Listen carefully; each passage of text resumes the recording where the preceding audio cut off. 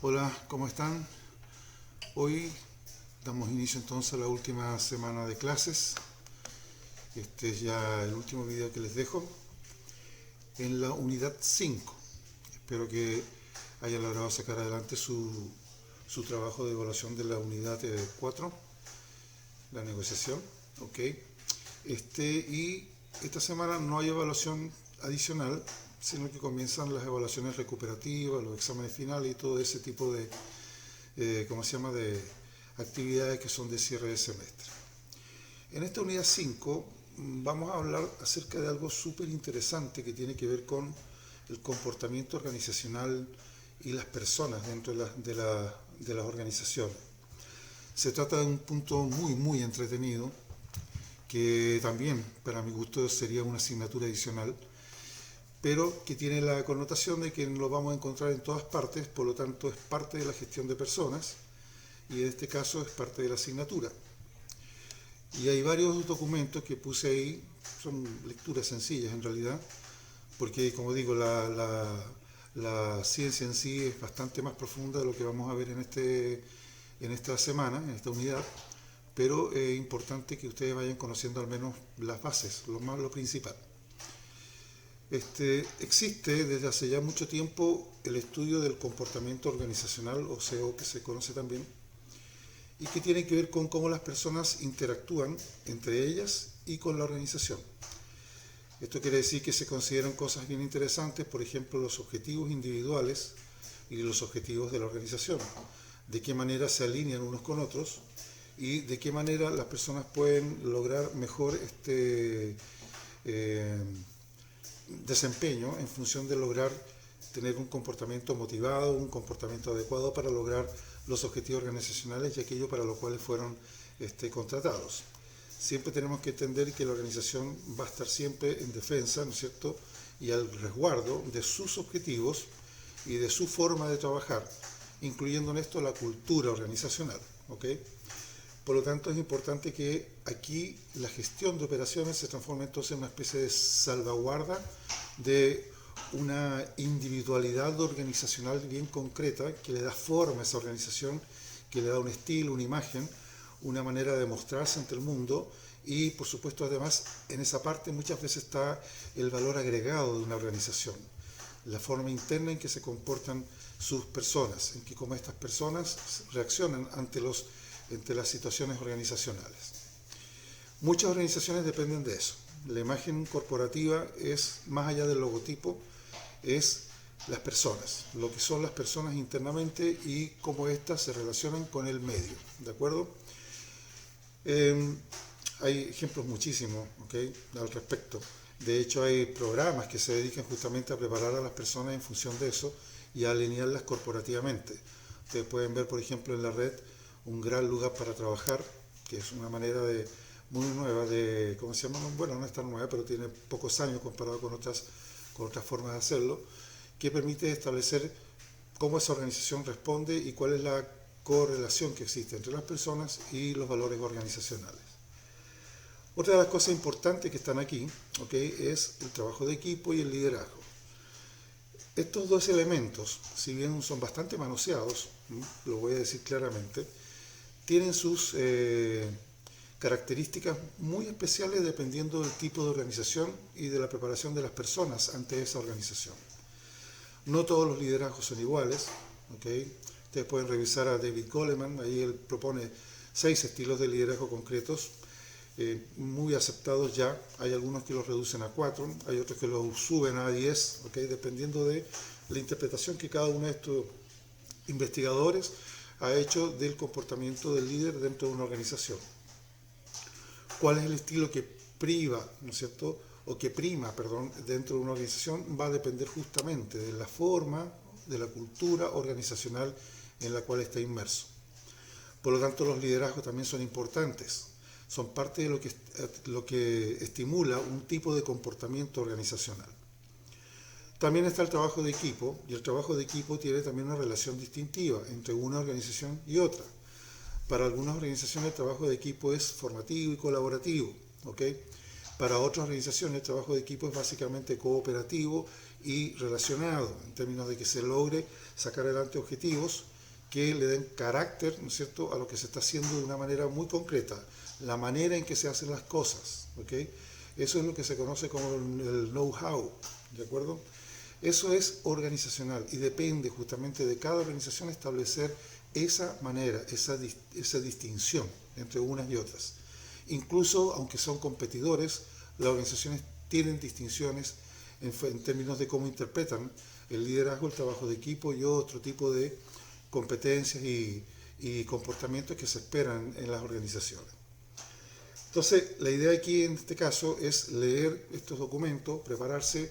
Les puse un video, que para mí es un video muy, muy especial, porque si lo analizan con cuidado, ahí ustedes van a ver liderazgo y trabajo de equipo, pero de una manera muy especial. Y aquí yo les hago una pregunta para que la conversemos en clase. ¿Qué realmente o cuál es el objetivo de estas personas al hacer eso que hacen? Consideren todos los aspectos. Vean el video con cuidado. Seguramente que ya alguno de ustedes lo ha visto. Pero tiene una gran diferencia con respecto a otros trabajos de equipo. Si a alguno de ustedes, por ejemplo, les gusta ver las carreras de auto, la Fórmula 1, yo soy fanático, vean cuando el auto entra a la parada de pits, ¿no es cierto?, a cambiar los neumáticos, hay unos equipos increíblemente coordinados que en cuestión de 2 segundos y medio le cambian los 4 neumáticos al vehículo y este sale otra vez en carrera. Ahí está súper claro el objetivo.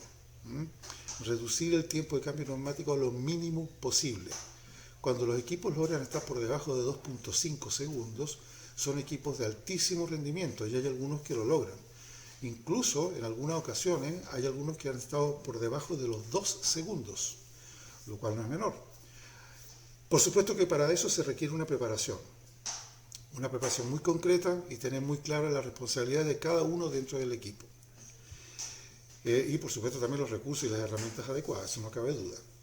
En el video que les puse ahí, ustedes van a observar algo súper interesante, pero para lo cual también se requiere mucha preparación, mucha alineación y responsabilidad en lo que cada uno tiene que hacer. Una coordinación por demás cuidadosa, ¿ok? Y sobre todo el cálculo de hacerlo bien, porque ahí la gente corre peligro directamente. Vean bien el video y se dan cuenta todas las características de eso. Entonces la pregunta, como decía yo, es ¿qué los impulsa a hacer eso? ¿Cuál es el objetivo? ¿Cuál es el sentido y el valor que le dan a esa actividad, siendo que realmente no hay un premio per se? Hay un premio, hay una recompensa. ¿Cuál es? Vamos a revisar entonces algunos de los aspectos que tienen que ver con el comportamiento organizacional. Esta es una disciplina que se forma con otras disciplinas. No es en sí una disciplina pura. Utiliza elementos de la psicología, de la sociología, de las ciencias políticas, de la economía y de muchas otras, disciplinas auxiliares que le permiten darle interpretación a lo que sería el comportamiento organizacional. No es igual en todas las organizaciones e incluso no es igual en todas las culturas.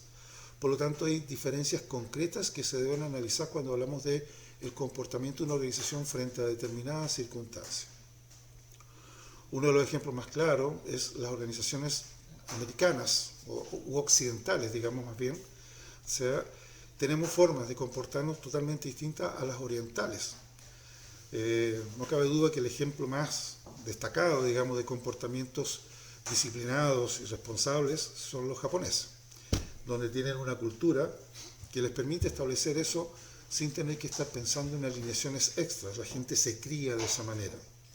Nosotros, en cambio, tenemos otra forma de criarnos, otra forma de ver, de interpretar lo que es la disciplina del comportamiento y cómo lo hacemos en nuestro ámbito de desempeño, ya sea personal o profesional, ¿de acuerdo? Entonces, cuando vamos a analizar una situación concreta, y si todavía están viendo el ejemplo de CopyMax, que es el que tienen que entregar como evaluación el domingo, ¿ok? Es posible que se hayan dado cuenta que ahí hay un comportamiento bien típico también. No vamos a evaluar eso, por supuesto que no, pero sería una buena manera de comprenderlo, ¿ok? Esos comportamientos le dan forma a nuestras organizaciones y por supuesto también le dan forma al carácter de la gestión de las personas. Existe un conjunto de fuerzas que afectan a las empresas, las mismas que pueden clasificarse en 4 áreas: las personas, la estructura de la empresa, la tecnología que utiliza o que tiene la empresa y el entorno. Esas 4 grandes elementos conforman un comportamiento al interior de la organización. Y por supuesto ese comportamiento se refleja al exterior.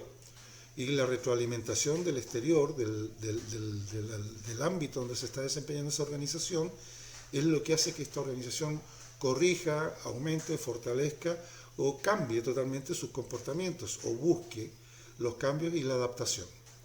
Es un hecho concreto que todas las organizaciones donde participa el ser humano, más bien dicho, todas las organizaciones que conocemos, incluyendo los organismos celulares, tienen una tendencia que es buscar el equilibrio con el exterior, todos. Entonces, de esa manera, eso se conoce como la heurística, nosotros tenemos la posibilidad de irnos adaptando a lo que ocurre al exterior nuestro para seguir adelante con nuestros proyectos de desarrollo y con nuestra vida, incluso hasta con la sobrevivencia, si lo queremos ver en el extremo. A las organizaciones les pasa exactamente igual. Deben buscar la manera de adaptarse, deben estar pendientes de cómo son los cambios, cómo los favorecen, en qué partes son fuertes, en qué partes son débiles, para ir generando justamente comportamientos que los ayuden a salir adelante como organizaciones y mantener su parte activa, digamos, en la sociedad. En las organizaciones existe un elemento clave para definir esos comportamientos y además existen algunos elementos claves que permiten que las personas adopten los comportamientos deseados. Y eso es lo que se conoce como el sentido de la relación de reciprocidad. La relación de reciprocidad es lo que las personas aportan a la organización y por el otro lado lo que la organización ofrece como incentivos para que la persona aporte lo mejor de sí. Esos son los 2 elementos que generan la relación de reciprocidad. Y están fundados mucho en un caballero que hace mucho tiempo definió que la pirámide de necesidades de Maslow se podía dividir en 2 grandes aspectos: los factores de higiene y los factores de motivación. El señor Herzberg, por ahí tienen un documento para que lo estudien también al respecto. Él tomó la pirámide de Maslow, que definió las necesidades básicas, las necesidades de afiliación, las necesidades de pertenencia, hasta llegar arriba a la cumbre de la pirámide, y la dividió en 2 partes. Una parte de esas necesidades es lo que se conoce como los factores de higiene, o sea, deben estar presentes en toda organización y estar cubiertos totalmente. ¿Cuáles son esos factores? Un sueldo adecuado, un horario correcto, una sensación de seguridad y estabilidad laboral, ¿no es cierto? Un clima o un ambiente adecuado para el desarrollo de las personas y del desarrollo de la labor y del desarrollo profesional. Esos son los factores de higiene. Se demuestran de muchas maneras: pagando a tiempo, pagando lo correcto, por ejemplo, entregando todo lo necesario para que la persona se sienta cómoda trabajando y no tenga que estar pensando en otras cosas. Esos son los factores de higiene. Pero más arriba están los factores motivacionales, que son los que hacen que la persona crezca. Y esas son la segunda mitad de la pirámide hacia arriba.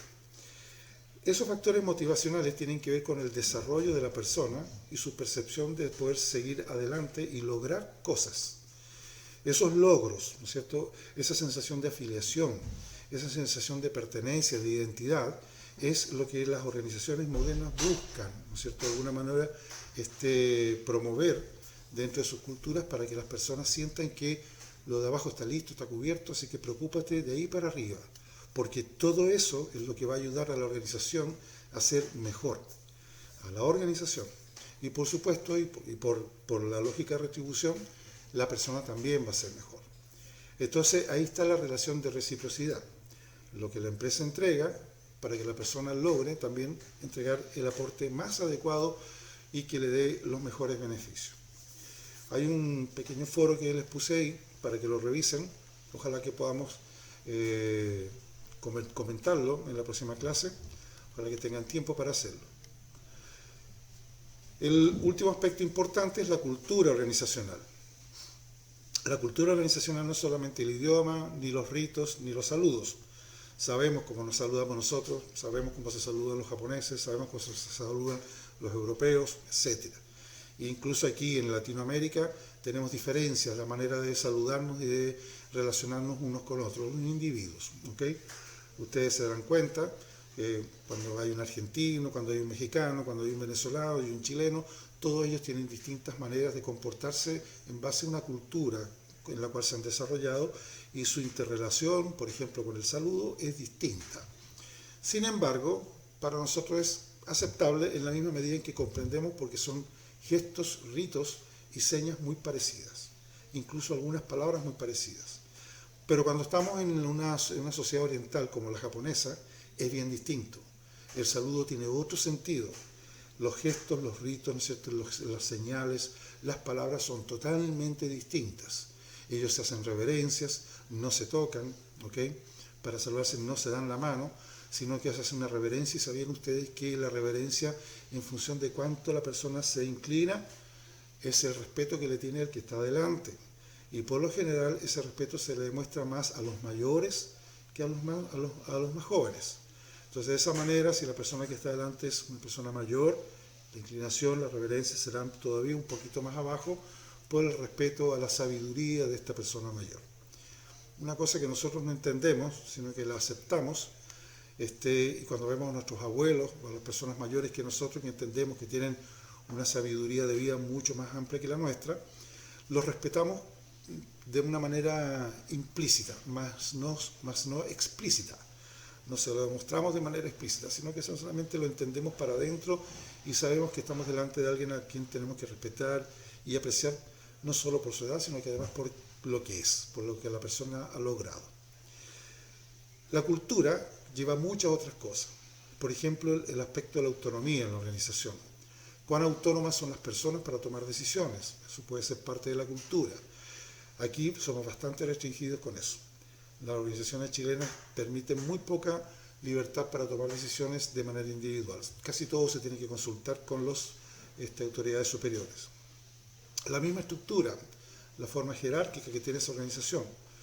¿Okay? De esa manera también se establecen líneas no solo de comunicación, sino que de jerarquías. Y esas jerarquías implican distintos modos de relación.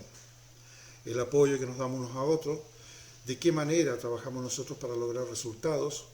Por ejemplo, en Japón se le dan premios a los equipos, no a las personas. Aquí en cambio nosotros premiamos a las personas. Y solamente que hay un trabajo bien concreto definido por grupos y por equipos, el premio va para la persona, nunca para el equipo.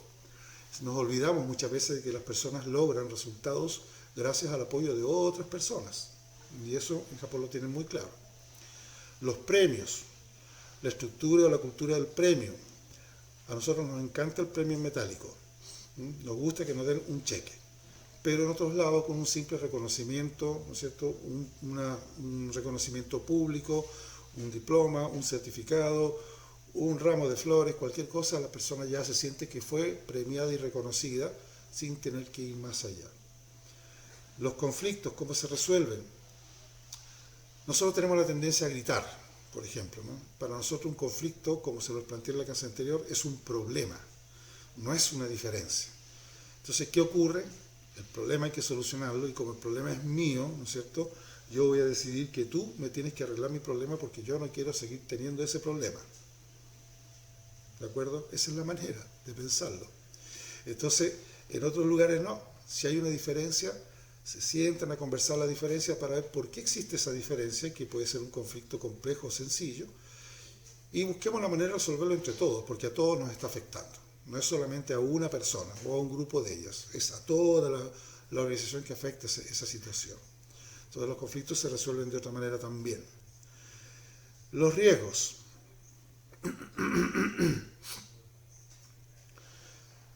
Si una persona en los países latinoamericanos propone ideas, tiene que tener mucho fundamento para ser innovador. De hecho, innovar y emprender en estos países es un verdadero desafío y un reto. En otros países se les pide, por favor, danos tus ideas, ¿okay? Porque gracias a eso podemos ser mejores. Hay organizaciones que se dedican exclusivamente a buscar las ideas de sus trabajadores. Un ejemplo sencillo, ustedes conocen 3M, la marca 3M. Esa organización Cuando el trabajador comienza a trabajar, le dice en su contrato que usted tiene que dedicarle el 20% de sus horas laborales a inventar algo que podamos producir nosotros. Y así surgen muchísimas ideas, ¿ok? Hay montones de cosas de 3M, lo podemos conversar después si ustedes quieren, que nacen de la iniciativa de los mismos trabajadores y que ahora las usamos a nivel mundial, ¿ok? Ellos tienen, por supuesto, un contrato que dice, en caso de que su idea se pueda llevar a cabo y genere ingresos, usted va a recibir una cierta cantidad de esos ingresos en función de la comisión por haberlo hecho de por vida, ¿ok? Por lo tanto, es un buen incentivo. Pero, ¿cuál es la idea? Innova, arriésgate, ¿ok? Aquí, arriesgarse es complicado. Una buena idea puede ser riesgosa, pero por lo mismo es peligrosa. Por lo tanto, evitemos los riesgos, vámonos a la segura. Esas son distintas formas de entender la cultura. Hay varios elementos adicionales, ustedes los pueden buscar, ¿ok? Y pueden establecer una diferencia clara entre lo que es una cultura organizacional y un comportamiento organizacional. Ambas son dos cosas separadas. El comportamiento organizacional está alineado con la cultura y es la cultura la que también promueve ciertos comportamientos. El comportamiento organizacional se puede modificar de muchas maneras. Las personas pueden adaptar comportamientos, pero para eso tienen que reconocer una cultura, ¿ok? La cultura es más difícil de cambiar porque es trascendental, viene de hace mucho tiempo. Se está trabajando en ella desde el inicio de la organización y se establece como una forma de vida. Entonces se van buscando comportamientos que apoyen la cultura. Generalmente las organizaciones buscan eso. Claro que cuando la cultura está fuera de moda, por ejemplo, ¿ok? En donde ya no existen por ejemplo, estos gerentes que tienen esas tremendas oficinas con unos sitiales gigantescos y unas mesas inmensas, ¿no es cierto? Y allá abajo hay un par de sillitas que se sientan los invitados, pero que quedan medio metro más abajo porque él está arriba, ¿ok? Ya no existe eso, pero la percepción de eso aún existe, ¿ok? Vean algunas fotos que puse yo ahí en los links y en las, ¿cómo se llama? Y en las distintas láminas de ahí se dan cuenta. Hay una clara diferenciación entre aquel caballero que tiene un cargo, ¿no es cierto?, por arriba de nosotros, y nosotros que estamos aquí tratando de ver si podemos llegar a tener ese cargo algún día. En Japón es diferente. Si bien existe también una tradición de respeto hacia las autoridades, la percepción de cultura ¿cómo se llama? y de respeto no se basa en las imágenes, sino que se basa en la percepción de la persona y el entendimiento de que es así. Aquí es necesario refrendarlo permanentemente, demostrar la diferencia, ¿ok? Eso es el tema de esta unidad.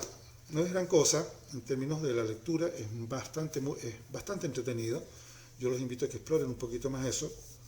Y la unidad no tiene una evaluación solo y exclusiva de ella. Pero estos elementos se van a considerar en las pruebas recuperativas, en los exámenes finales, ¿okay? Como parte de los ¿cómo se llama? Contenidos que tienen que tener para poder ser evaluados al final del semestre. Creo que con eso terminamos. Les voy a dejar ya grabado mi despedida. Muchas gracias por haber estado conmigo. Espero que hayan logrado sacar adelante nuevas ideas, hayan aprendido algo nuevo.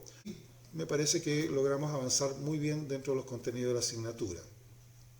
Voy a insistir en que esta asignatura tiene mucho más que aprender, pero creo que con la práctica y con la atención de implementar las cosas que aprendieron aquí en sus trabajos van a poder desarrollar mejores ideas todavía y nuevas herramientas.